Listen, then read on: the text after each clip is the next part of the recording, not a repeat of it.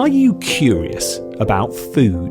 Do you wonder about what you eat and why you eat it?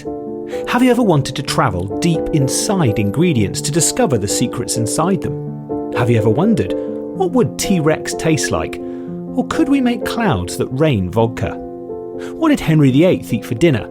And how was ice cream invented? Have you ever wanted to crack open the minds of the world's best chefs to discover their secrets? Well, this is the podcast for you. Welcome to Journey to the Centre of Food. On this adventure, two long-time food TV makers, Jay and James, set sail on a journey of food discovery. Each week, we welcome in different food experts, from top chefs to food historians, scientists to archaeologists, all with the purpose of discovering more about our incredible relationship with food. So if you're a perpetually curious foodie, then climb aboard for a journey to the centre of food.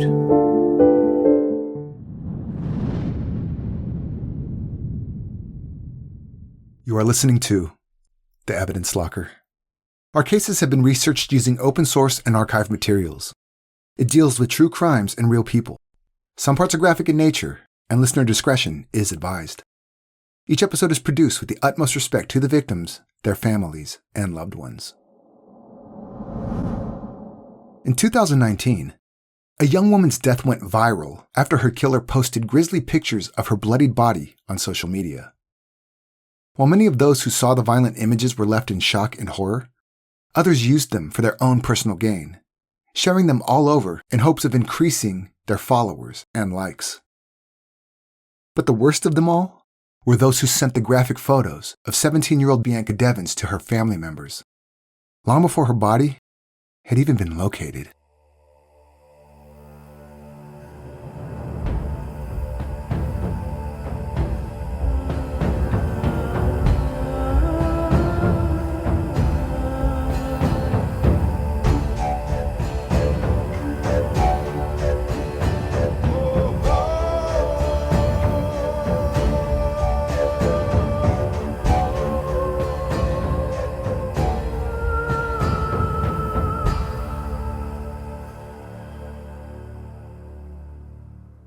Born on October 2, 2001, Bianca Michelle Devins, called Bia or B by her loved ones, lived in Utica, New York, with her mother Kim and sister Olivia.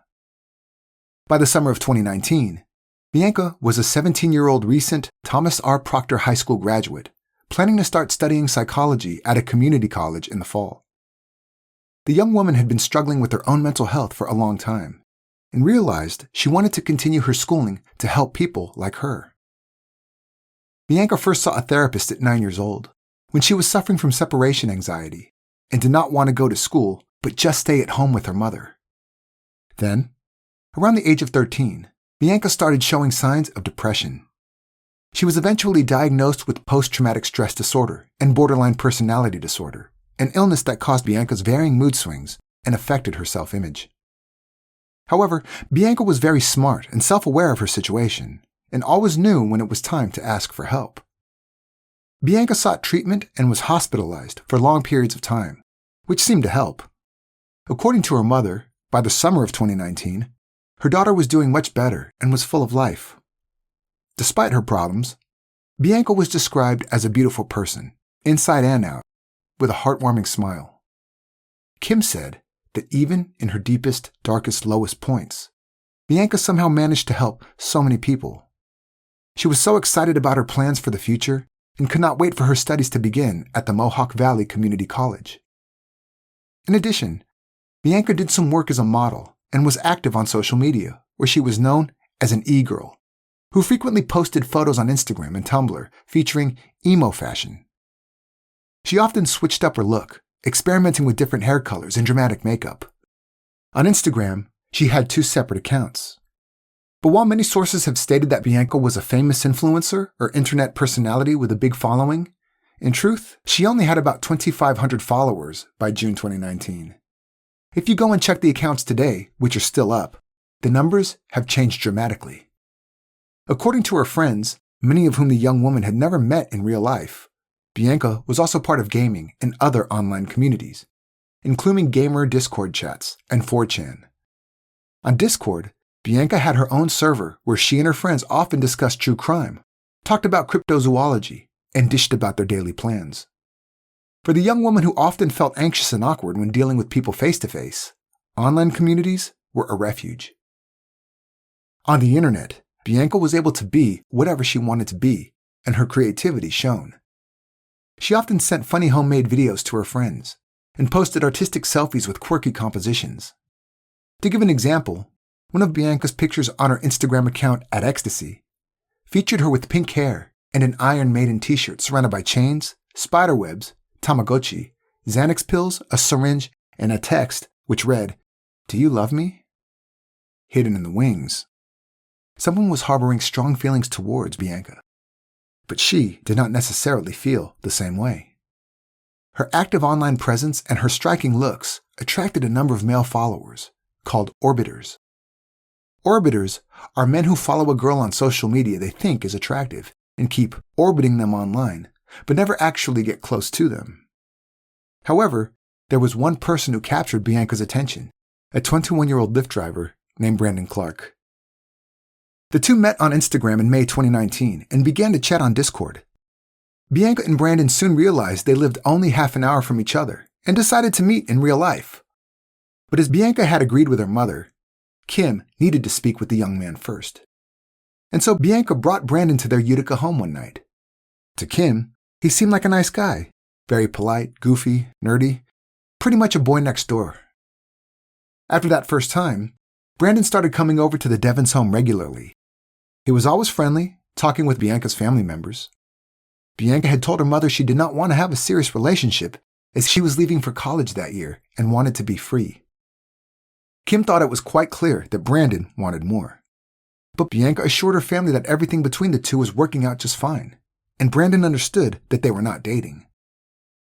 Bianca celebrated her high school graduation in June 2019, wearing a cap and gown that she had decorated herself with pink roses and glitter. Among her guests was Brandon, who was acting a little strangely. Every time he introduced himself to someone new, Brandon referred to himself as Bianca's boyfriend, even though Bianca corrected him again and again. For her, the relationship with Brandon was just a friends with benefits type scenario. For her, the relationship was strictly platonic, and she did not want him to call her his girlfriend. But while Brandon had previously seemed to be okay with the situation, at the party, one of Kim's friends, Cody Muhlengrat, noticed anger on the young man's face. On Saturday, July 13th, just 2 weeks after her high school graduation, Bianca headed to New York City to see one of her favorite singers, Nicole Dollanganger, whose songs deal with dark topics such as self-harm and depression. Bianca initially invited many of her friends to come with her, but in the end, she left only with Brandon. Bianca's mother was actually relieved to hear that her daughter was going with a young man she knew and trusted. So when the two took off to the concert held at a small venue in Queens, Kim was not concerned. She had watched Bianca twirling and bouncing around the living room, trying on outfits, asking for her feedback. Finally, Bianca settled on a black tank top, black and white plaid skirt, black and white Vans, and a black velvet mini backpack. Before she left, Kim hugged her daughter, who hugged her back and said she loved her. Kim was sure Bianca was going to be all right and back home soon enough. But her daughter would never come home again.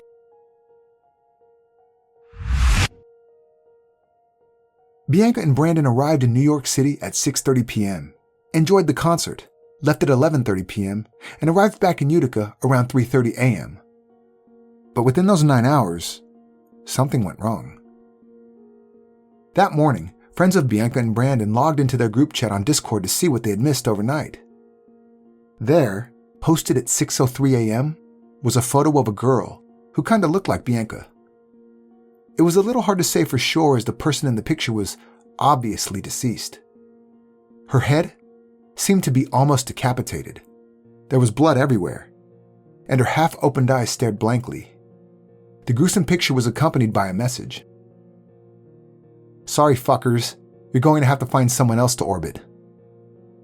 It was posted under the username Apparitia, which was associated with Brandon Clark. At first, everyone thought it had to be some kind of sick prank. Brandon would never hurt Bianca. In addition, on Discord, It is pretty common for people to post disturbing images, and Brandon did it often anyway to get a reaction from people. So there was a possibility that the photo of Bianca was just a fake. Unfortunately, it soon became evident that was not the case. Brandon posted more pictures on Instagram, including one of Bianca's body, and from there, the photo spread like wildfire. They prompted calls from around the country as people reported the pictures to the police, saying it seemed like somebody had hurt a girl named Bianca Devins. They did not know if the photo was real or not, but one thing was for sure: the 18-year-old had to be found immediately. Not long after, police were already knocking on the Devins family's door. They did not show the horrific photo of Bianca to her mother, but informed Kim they feared her daughter might be in danger. Kim was confused. Bianca had sent her a message that she was on her way home, but she did not know exactly where she was. Kim tried calling her daughter, but the calls went straight to voicemail. While waiting for answers to what was going on, police dispatch received a call. 911, what's your emergency? To which Clark answered, My name is Brandon. The victim is Bianca Michelle Devins. I'm going to kill myself.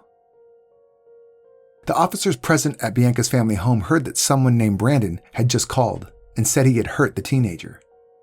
They asked Kim if Brandon was Bianca's boyfriend or ex, but he was neither. Brandon was supposedly just a very good friend of hers. It did not make any sense to Kim that he would have harmed Bianca.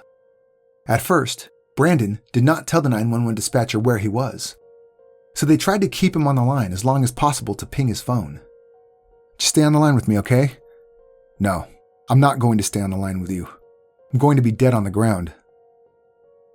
However, before he hung up, Brandon finally said that they would find him at a dead-end road, just 10 minutes from Bianca's home. Meanwhile, Kim's friend and housemate Kaylee Rimmer, who heard that there was a picture of a body circulating on social media, began searching Instagram. It did not take her long to find a post that showed a bloodied body from the neck down, with the caption, "I'm sorry, Bianca." A moment later, someone sent the grisly photo to Bianca's sister's friend, who was present at the family home at the time. She screamed. Kim could no longer look at her phone. She had started to receive notifications of people sending her the photos of Bianca, and she did not want to see them. If her daughter was really gone, Kim did not want her last happy memory to be ruined. When detectives finally located Brandon, he was standing outside his car, still armed with a knife. While pointing their firearms at him, the officers shouted, "Where's the girl? Where is she?" Without giving an answer, Brandon raised the knife on his neck and cut his own throat. Afterward, he laid upon a green tarp on the ground, took a selfie, and posted it online with the caption, "Ashes to ashes." At this point, the police knew they had to get their bleeding suspect to the hospital, or otherwise they might never get answers to what had happened. So they struggled with Brandon briefly and disarmed him.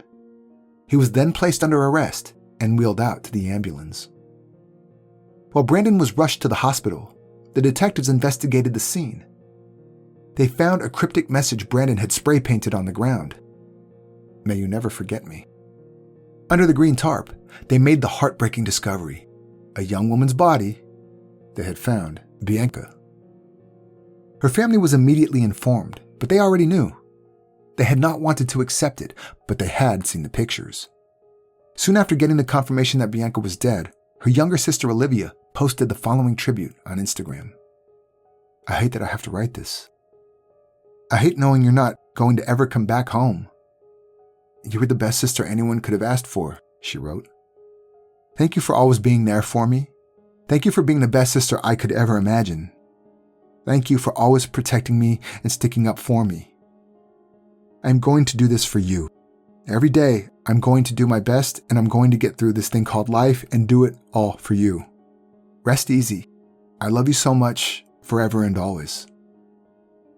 In addition, a family friend wrote, "I got sick to my stomach, and the pics scared me, but all I can think is how beautiful and full of life she was, and how bubbly and caring she was. She was an amazing person and still is regardless of what happened, and I will always remember her for that. So thank you, Bianca. R.I.P." But while Bianca's loved ones were grieving, the internet responded with morbid glee. Some were making memes out of the images, turning them into jokes. More vicious online trolls were sending them to family members with horrible messages blaming Bianca for what happened to her. Kim commented on the situation saying, "It's horrifying. It's traumatizing to see people saying that your daughter, this is my baby, that she deserves such a cruel end to her life." The Canadian singer Nicole Dollanganger, whom Bianca had gone to see in New York City, also posted on Twitter, "What happened to this beautiful angel was evil, cruel, and senseless.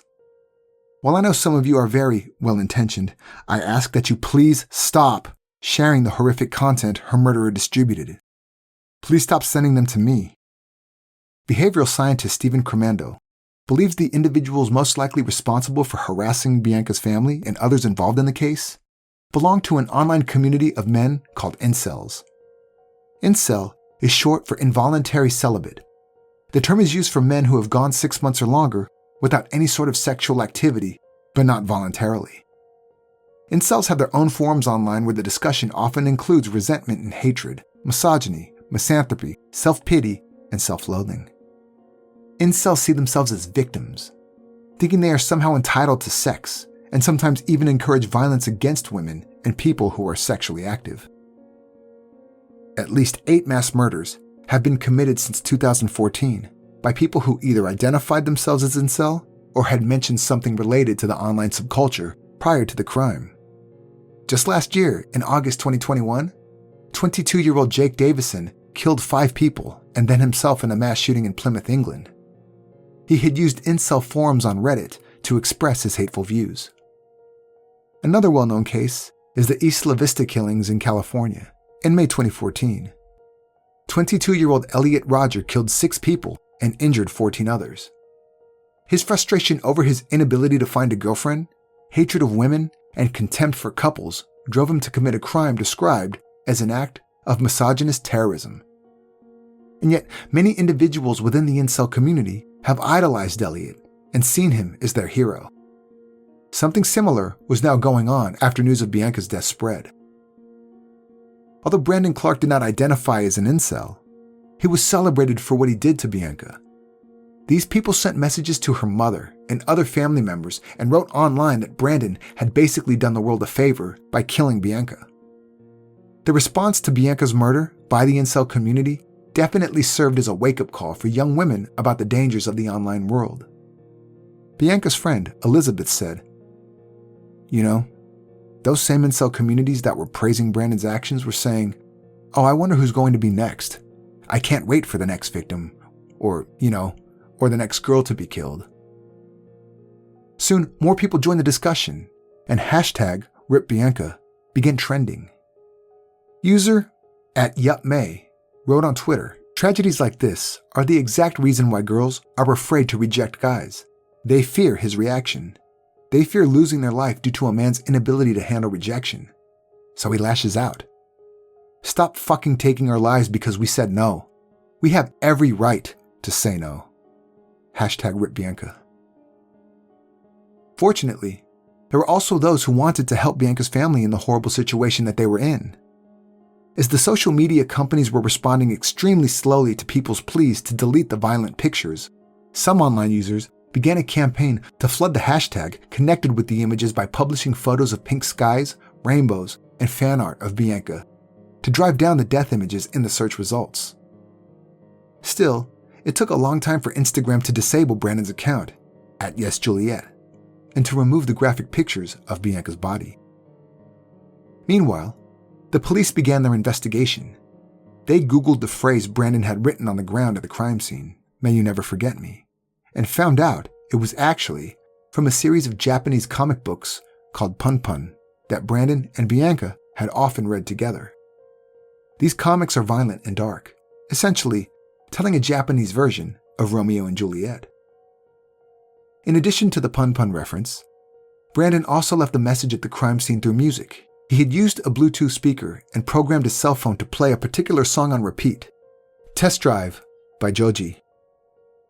The song uses driving as a metaphor to describe a failing relationship, as the protagonist looks for something long-term while his female partner is not as invested. So it was quite clear what Brandon wanted to say. In hopes of finding out what had gone wrong during their New York City trip, the police took a closer look at Brandon and Bianca's social media accounts. Soon, they learned that the two were not alone at the concert. Instead, they were accompanied by another person, another guy named Alex. Apparently, Bianca had invited him to join them, but at the same time, she was concerned Brandon might get jealous. Alex later told the police it had really seemed like Brandon did not want him to be there. On top of that, a text message from Bianca to Alex after she had left the concert with Brandon revealed there had been an incident that might have given the young man the final push over the edge. Bianca wrote, "I think you saw me kiss you." The teenager also reportedly exchanged DMs with another friend that were timestamped just 2 hours before her death. In these messages, Bianca wrote that Brandon was, quote, "so mad," unquote. As they were driving back to Utica, Brandon ominously posted a photo of what appears to be the New York State Thruway. On that post, he wrote, "Here comes hell. It's redemption, right?" He also changed his Instagram bio to read 10/6/1997 to 7/14/2019. But that was not all. As Brandon's cell phone was investigated, the police found something terrifying. In addition to the photos, there was a video. In the footage, Bianca is seen sleeping in the backseat of Brandon's car before the young man wakes her up to talk about an incident he had witnessed earlier. Brandon says he saw Bianca kissing Alex. Bianca then apologizes in the video, but reminds Brandon that they were not a couple. Bianca's apology seems to make Brandon even angrier as he proceeds to tell the teen that her answer was not good enough. He is then seen striking Bianca, who threatens to get out of the car and walk back home. The next second, Brandon has a knife in his hand that he had kept hidden under the seat. Bianca never saw it coming. She did not have any chance of defending herself. Brandon attacked her viciously, slicing her neck so deep that she most likely died within seconds. Afterward, Brandon screamed to the camera, "Bianca, why did you make me do this?" After he finished filming the horrific video, Brandon took the graphic photos that he posted to Discord and to Instagram. But even though Brandon exploited social media to gain attention to himself and stirred widespread outrage about the proliferation of violent content online, the executive vice president at the U.S. National Network to End Domestic Violence reminded Bianca's story was less about social media and more about how male entitlement and toxic masculinity increasingly continue to fuel violence against girls and women. This is not an Instagram story. This is a story about dating violence and homicide, about power and control, about a man who felt entitled to take a girl's life and emboldened to post photos of it on a gaming platform. People who control their partners don't care if they meet online or in college. They were dating and he killed her. My guess is they were fighting. He was trying to exert control and she was resisting control. In addition, Evelyn Stratmoen, who was part of a 2018 study that found some men show aggression when their romantic advances are rejected, said that part of masculinity is connected to one's social status. If something threatens it or is lowered somehow, a man may try and regain it. So, in this case, it was not good enough for Brandon to simply kill the person he wanted to be with, but could not. Instead, he needed to record the act and show others what he had done. Also, during the investigation, it was discovered that Brandon did not have the best possible role model growing up. 9 years before he murdered Bianca, in 2010, Brandon's father Jason held his wife Michelle hostage for 10 hours, holding her at knife point and threatening to slit her throat and kill himself. For one reason or another, Jason had got an idea in his head that Michelle was cheating on him, which was not true, but he attacked her anyway.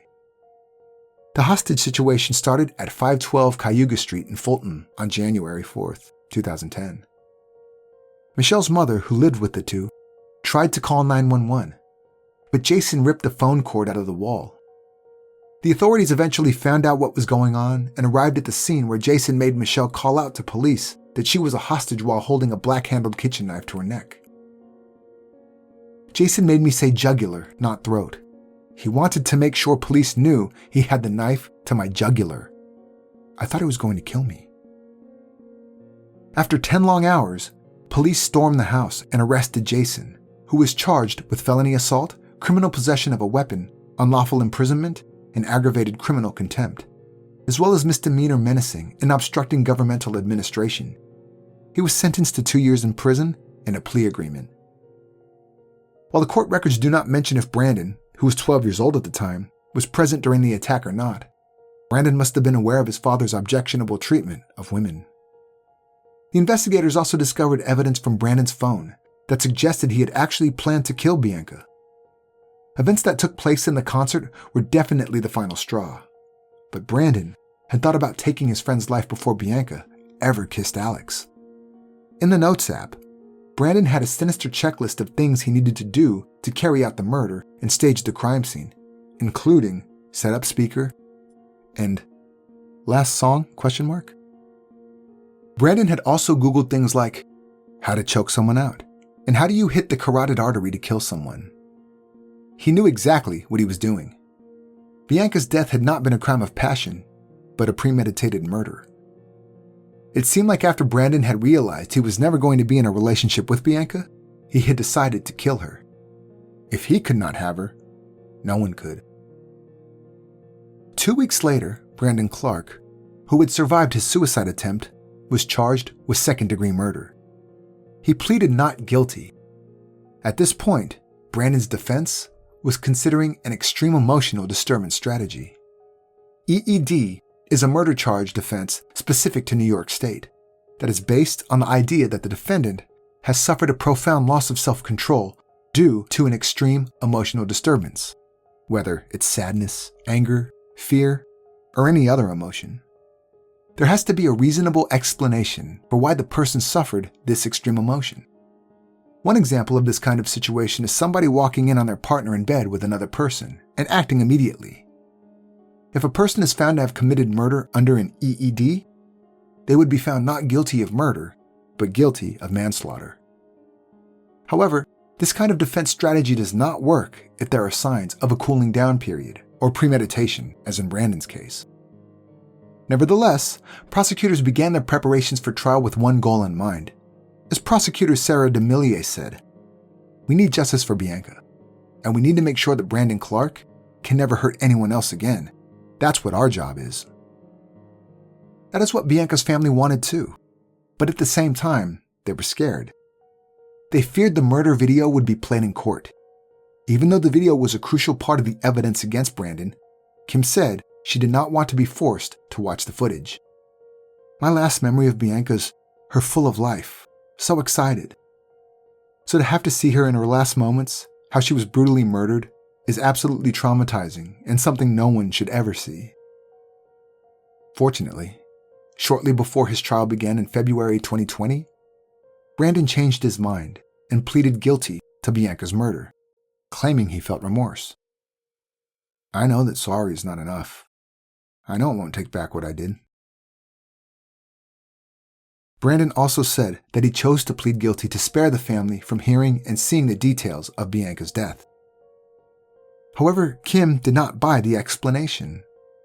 Her suspicions were confirmed when Brandon was back in court just 5 months after pleading guilty, trying to change his plea back to not guilty. It was obvious he did not care a single bit about the Devins family's feelings. Kim suspected her daughter's murderer had changed his mind because he wanted to be able to tell his side of the story, especially because media and production companies had shown interest in the case.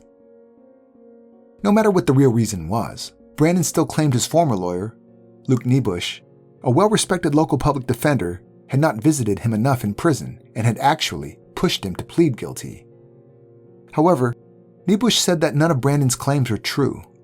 Instead, he had encouraged his former client to plead not guilty and had visited him regularly. "I went to the Oneida County Jail 15 times prior to his plea. There were moments where I spent 4 or 5 hours with him. There were moments where I probably spent 2, maybe an average of 3. In the end, the judge denied Brandon's request to withdraw his guilty plea. Finally, on March 16, 2021, almost 2 years after Bianca was murdered, Brandon was brought in to be sentenced. Bianca's grandfather, Frank Williams, was present at the hearing and gave his final words to the murderer. "Brandon, for the cruel manner in which you took my granddaughter's life, For the total disregard you had for a human life? For the callous act in which you posted pictures of her murdered body on social media to gratify your own selfish purposes? You, Brandon, deserve to spend the rest of your life in prison. Before hearing his sentence, Brandon gave a statement. I hate myself for what I did. I am so sorry that I put everyone through this. I'm so sorry that I put Bianca through this. I wish I could apologize to her and just apologize and take it back, but not a single person in Bianca's family felt that the apology was sincere. Nor did the judge who sentenced Brandon Clark to the maximum sentence for murdering Bianca, 25 years to life. The family of the murdered teen was relieved. At least they knew now that the killer was going to be behind bars for a very long time. And yet, there is the possibility that Brandon Clark will be eligible for parole when he is in his late 40s, in 2044. The fight might continue into the future. But before that happens, Bianca's family wanted to turn their grief into something good. They started by calling for increased action to be taken by social media companies regarding graphic content. On September 21, 2020, Bianca's family introduced Bianca's Law, together with Congressman Anthony Brindisi. If passed, the legislation would require all social media platforms with more than $10 million in revenue and more than 100,000 monthly users to establish an office dedicated to identifying and removing violent and graphic content. It would also empower state attorneys general and the Federal Trade Commission to enforce those requirements and impose penalties on the social media companies. Bianca's loved ones do not want any other family to have to go through the same horror they did. They hope preventing death photos like Bianca's from being put on social media will be more effective in the future. The family does not want Bianca to be only remembered for her death photos and videos. And for that reason, in 2021, Kim Devins filed a lawsuit accusing officials of sharing sex and murder videos with the media. Kim said that explicit footage recorded by her daughter's killer was given to documentary makers and a YouTube blogger in response to a Freedom of Information request. According to the lawsuit, Kim was shattered to learn the videos were shared, and she feared the material would also go viral online like it happened with the images. The lawyer, Carrie Goldberg, who was representing Kim, said, "This has been emotionally devastating and fatiguing. The family has not had a day of peace since Bianca died over 2 years ago. It hurts my heart and confuses my brain that a 17-year-old murder victim would be further abused by authorities who gave no damn about her privacy. Bianca will be vindicated here." While waiting for the results of the lawsuit, Kim and other family members of Bianca Devins keep fighting for her, just like Bianca always fought for them. In the darkest days of Bianca's struggles with her mental health, Kim told her daughter to stay strong, if not for herself, then for her mother and her family. Bianca promised she'd never leave me, and she kept that promise. She has always kept that promise. Bianca's family also has established a scholarship in Bianca's name for students pursuing psychology degrees. In their statement, the family said they hope to continue Bianca's dream to help adolescents with mental illness. The scholarship fund was set up through the Community Foundation of Herkimer and Oneida counties. When asked how she wants her daughter to be remembered, Kim Devins said, "I want Bianca to be remembered for her smile, for her bright spirit, for her huge caring heart. Bianca always wanted to help someone. Even in her worst struggles when she couldn't help herself, she helped others." Bianca's grandfather added, "And she will never, ever be forgotten."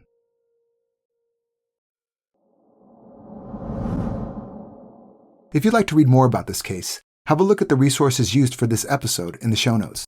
Also, visit us on social media to see more about today's case. We're on Facebook, Instagram, and Twitter. You can also check out our channel on YouTube.